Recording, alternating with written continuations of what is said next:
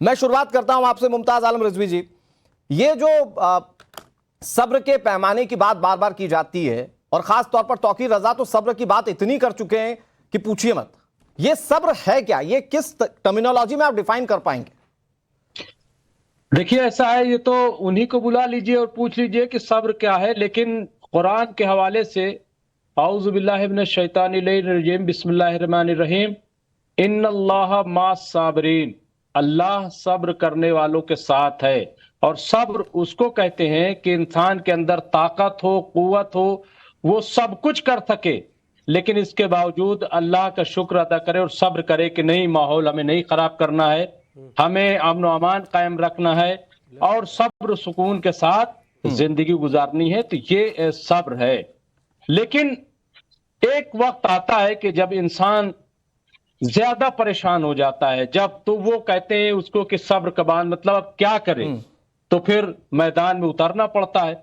तो शायद ये उसी की तरफ तौकीर रजा साहब इशारा कर रहे हैं। लेकिन मुमताज भाई, तो आप तो बड़े समझदार व्यक्ति हैं। ये सब्र की बात तो डिफाइन किया है। नहीं मुमताज भाई, मैं तो सवाल ही नहीं पूछ रहा हूं। मेरा क्वेश्चन ये है कि ये जो सब्र के पैमाइश की बात कर रहे हैं, ये जो मौलाना साहब है तौकीर रजा, ये तो बहुत लंबे वक्त से करते आ रहे हैं, 2019 से करते आ रहे हैं। ये तो देखिए ऐसा है, मैं एक बात साफ कर दूं अनुराग भाई कि न तो इनको सीएम बनना है, न तो इनको पीएम बनना है। और हो सकता है कि किसी के देने उन्हें से ये कहीं कुछ थोड़ा बहुत बन जाए तो बन जाए। ये सब इनका देखिए कोई बेनिफिट नहीं है। और मुझे लग रहा है नहीं, लेकिन ये ठेकेदारी तो कर रहे हैं ना मुमताज भाई। नहीं तो ठेकेदारी किसकी कर रहे हैं, पता लगाइए ना। किसकी ठेकेदारी कर रहे हैं? ये कौम की ठेकेदारी कर नहीं रहे। नहीं, ये तो आप ही के कौम को रिप्रेजेंट कर रहे हैं ना। नहीं, एक मिनट मुमताज भाई, तौकीर रजा अपने नाम के आगे मौलाना लगाते हैं। मौलाना किस धर्म के धर्मगुरु होते हैं, ये मुझे बताने की जरूरत तो नहीं है आपको। भाई धर्म गुरु होना तो ठेकेदारी थोड़ी है, धर्म गुरु होना ठेकेदारी नहीं। तो वो तो जैसे कल अभी असदुद्दीन ओवैसी कह रहे थे, तो वो पूरे 17 करोड़ मुस्लिमों की बात कर रहे थे। तो वो तो सबको अपने साथ लेकर बात करते हैं ना। एक मिनट अनुराग भाई, हमारे चक्रपाणी महाराज जी हैं, इतना बढ़िया बोलते हैं, इतना सुंदरता से रहते हैं, तो क्या आप इनको हिंदू धर्मों का ठेकेदार कह देंगे क्या?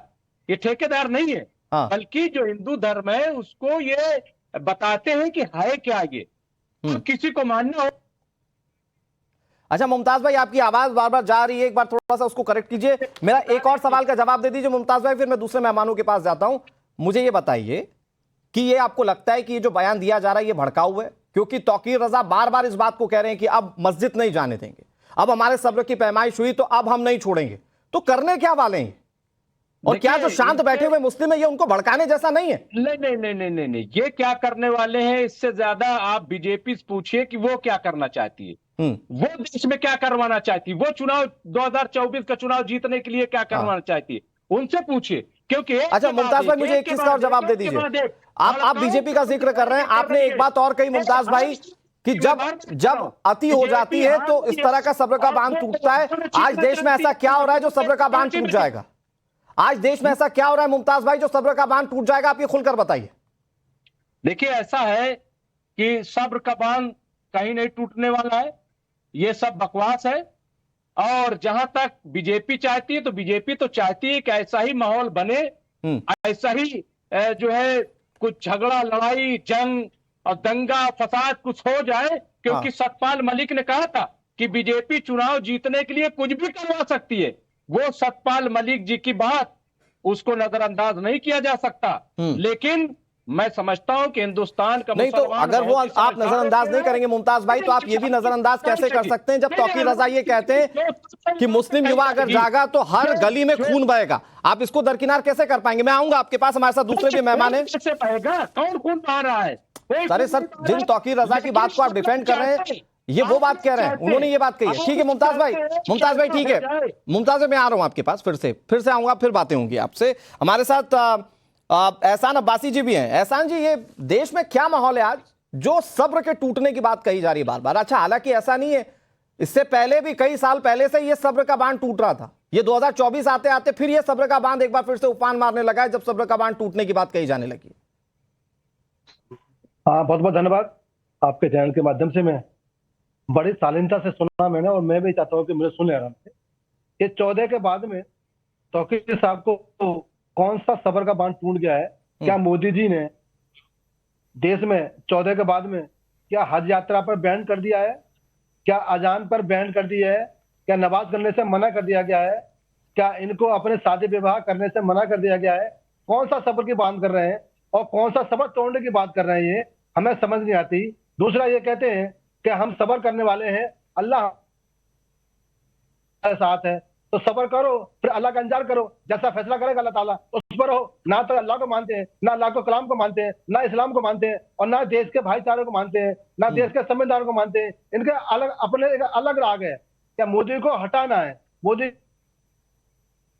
विरोध करना है, और समाज के जो युवा हैं, जो जवान हैं, जो हमारी बहन बेटियां हैं, उनको बरगलाना है। क्या मुसलमान खतरे में है, उसका रहना खतरे में है। अब मोदी सरकार हमें तबाह कर रही है, बर्बाद कर रही है, चाहे ओबीसी हो और चाहे तौकीर रजा साहब हो। इनके बयान 14 के बाद आ रहे हैं। लेकिन एहसान जी, आप ये कह रहे हैं कि 2014 के बाद ये सब कुछ हो रहा है। मुमताज भाई जो हमारे साथ इस पैनल में बैठे हुए हैं, वो खुलकर कह रहे हैं कि बीजेपी इसके लिए दोषी है।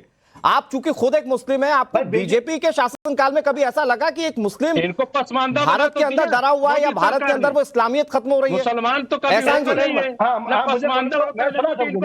पसमानदा देखिए ना। ठीक है मुमताज भाई, प्लीज शालीनता से सुन तो लीजिए, एहसान भाई जवाब देना है। एहसान जी मैं बता रहा हूं ना। ठीक है एहसान जी प्लीज मुझे सुनने दो ना, मेरी बारी है, मुझे बोलने दो, फिर आप बोलना आराम से। हाँ बिल्कुल ठीक कहा है। 70 वर्ष इन जो हमारे कथाकथित मौलाना थे, जो राजनीति करते थे, 70 वर्ष बड़ा गुमराह किया हमें, डर दिखाया भाजपा का कि भाजपा आएगी तो आपको देश छोड़ना पड़ जाएगा, भाजपा आ जाएगी तो आपको रहना मुश्किल हो जाएगा। आज मोदी जी शासनकाल में जो योजना हमें मिल रही है, चाहे शौचालय हो, चाहे सम्मान निधि हो, चाहे पक्के मकान हो, चाहे उज्ज्वला गैस योजना हो, चाहे जनधन खाते हो, हम परेशान मजदूर थे। आज मोदी जी ने हमें वो योजना दी है, वो लाभ दिया है घर बैठे बैठे। देश का मुसलमान जो ब्लो रेट पे था 15% अब ऊपर आ गया है। 70 वर्षों में 15 आईपीएस बनते थे, आज 10 वर्षों में केवल 250-300। ये क्या मोदी की बढ़ती लोकप्रियता, ये भारत सरकार की बढ़ती लोकप्रियता वजह है कि आज कट्टरपंथी गैंग इस तौर पर एक्टिव है कि भैया देखिए हम में भी दम है, और अगर हम उतरे तो हम ऐसा से ऐसा कर लेंगे। ये क्या जानबूझ के वो उस लोकप्रियता के लिए डर बैठाया जा रहा है क्या? नहीं, डर उस चीज का है कि इनकी जो शटर डाउन हो गया है, जो दुकानदारी बंद हो रही है इनकी, जो बर्गर आने की भहकाने की, ठीक है। मोदी जी ने ऐसा काम किया है इस देश के लिए, दुनिया में एक ऐसा राष्ट्र बना दिया है जी, तो अब सब नमन करते हैं। ठीक है एहसान अब्बासी जी, मैं आ रहा हूं आपके पास। दानिश कुरैशी भी हमारे साथ जुड़े हुए हैं और माया चक्रपाणी जी भी हैं। मैं दानिश जी आपके पास आता हूं, क्योंकि एहसान कुरैशी चूंकि वो खुद भी एक मुस्लिम है, वो किस तरह से भारत सरकार को लेकर सोचते हैं वो आपने सुन लिया।